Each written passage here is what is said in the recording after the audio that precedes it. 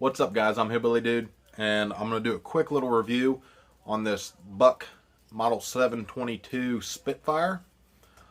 This is a pretty good little knife. I'm going to go over some of the specs, and then I'll give you my personal opinion. These are right off of the Buck website, so these are the manufacturer specs. So first I'm going to talk about the steel. This is Buck's 420HC stainless steel. This is a really commonly used steel for Buck. I've had several of their other products that are in this steel, and it performs just like them. It's nothing real special, but it's not junk either. I know a lot of knife snobs will turn their nose up at 420HC, but Buck has the process down. They make a pretty good product, and they're able to keep the cost down. So that's what it is, 420HC. They do offer a different model. You can get on the Buck website and order a custom color for these handle scales. This is aluminum. These are aluminum scales. You can get a custom color, and you can also upgrade the steel to S35VN steel on the Buck website. That does increase the cost of the knife like 60 or 70%. Right now, these are right around $50. On the Buck website, I think they're going for like 50 bucks, and that's about what they're going for on Amazon. For this one, I think I paid high 40s, but it's worth that. It's a $40 or $50 knife. And you can get the S35VN steel for around $75 currently. But obviously as time goes on, that price is going to change. But if you're not happy with 420, S35VN is a much better steel in my opinion. It does hold an edge a little better and perform a little better. This stuff here is really easy to sharpen, so it's not a big deal as long as you know how to sharpen a knife. This thing here works fantastic. This knife does come with a pocket clip, and it has these holes here you can screw it to. It's got 4 different options, so you can carry it tip up, tip down, and it's ambidextrous, whichever way you want it. I don't like pocket clips on my knives personally, so the first thing I did was pull it off, but it does come with one. So if that's something you're interested in, you have options to kind of set up the configuration that you want. The blade style is kind of unique. In my opinion, it's almost kind of ugly. It's not the most sexy looking blade, in my opinion, but it is a good working blade. It's got this little false edge swedge on the back. It's not sharp. But you do have a flat part of the spine right through here, and it stops midway, and then you get this little false swedge that carries out to the end of the knife. You do carry the thickness of the knife up to here, almost the full length of the blade, and it's a reasonably thick knife. This is a pretty robust knife. It locks up solid. There's no wiggle at all up and down, side to side. There's no blade flex. So this is definitely a really robust working knife. You got this kind of weird looking drop point and this giant Spyderco-esque looking thumb hole here to open it. And then you got this little thumb ramp on the back that has jimping, as well as these aluminum scales that the handle's made out of. They have, I guess you would call that jimping. It's like little indents. And they also have them here on the bottom side as well for your bottom fingers to fit on. I have really big hands, so this knife is a little bigger than it looks. But for me, it's a little on the small side, but it is still extremely comfortable, especially this big goofy looking eyelet. I always thought that style looked kind of goofy in my opinion, but I do got to say it's super comfortable. It's really ergonomic. If you're cutting and you need to push off of it to hold something and push, your thumb fits right in there. And the same way, if you flip it over and you're holding it with your fingers on the back, I find myself doing like this a lot if I'm peeling potatoes or doing something, whatever. For example, something where you're cutting a rubber hose or something like this and you're bringing it towards you, it's the same thing. Your finger kind of falls right into that little thumb ramp, and it just feels really good. So the handle is really ergonomical. It's nothing fancy with the handle design. It's just a pretty standard pocket knife shape. There's a million other designs that are very similar to this, but it fits in good. You got a good thumb ramp. Overall, it's real fine fit and finish, good and smooth. One of my favorite things about this knife is the fact that it has such a slim profile.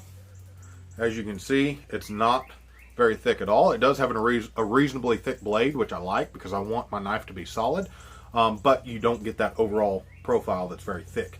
Once you close this thing up, you slide it in your pocket, it lays in there, and it's just really, really nice and tidy, and you just don't even know you carry it. And plus, not to mention, it's so friggin' light. So, light, thin profile, very robust, very solid. The lockout is fantastic. You get this real solid lockout. It's not the most smooth as far as the hinge. The hinge is actually a little tight, but that doesn't really bother me. Usually whenever I pull this out of my pocket, I open it two hands, just like I would with a Buck 110 or any other style similar to that. But you do, as I said, you have this big hole here to hook your thumb in, kind of like a spider code thing, except it's not round, it's kind of oblong looking. But it is completely possible. Pull it out, hook your thumb in that, and just swing it open. So if you need one hand to open a knife, you can. I'm not very good at it because I don't do it, and because, like I said, this thing is so tight. But I normally just pull it out, open it up. That's the way I like it. As you can see, it has this standard backlock design. Buck has been using this style of lockout for decades. It's a really good lock. I like it. Some people prefer a liner lock or the little button locks or something like that. The backlock's just fine with me. Unlike on a 110 or other styles where it's way at the back, you don't have to choke way down. Excuse me. You don't have to choke way down on the handle to push it to close it. It's only midway down the handle. So all you got to do is slide your thumb down to here halfway through, and then you can release it. So I do like that it's kind of slid forward midway up the handle. The lock is solid, like I said. That's a super strong lockup, good tight fit. You also have a small lanyard hole if for some reason you want to put this on a lanyard. I can't really imagine any reason why you'd want to because it's so small and light.